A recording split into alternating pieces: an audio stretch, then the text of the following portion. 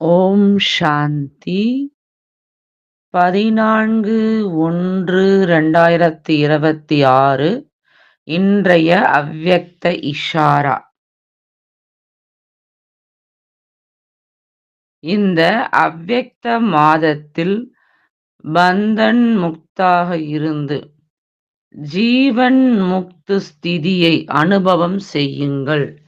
பிராமண வாழ்க்கையில் தேகத்தின் பந்தனம், சம்பந்தத்தின் பந்தனம், சாதனங்களின் பந்தனம் அனைத்தும் முடிந்து போய் விட்டன இல்லையா?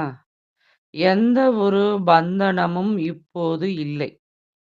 பந்தனம் தன் வசமாக ஆக்குகிறது மற்றும் சம்பந்தம் சிநேகத்தின் சகயோகம் கொடுக்கிறது. எனவே தேகத்தின்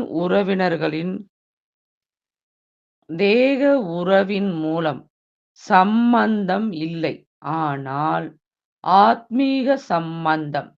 அத்தகைய பிராமணர் என்றால் ஜீவன் முக்தி நிலையில் இருப்பவர்கள். அச்சா. ஓம் சாந்தி.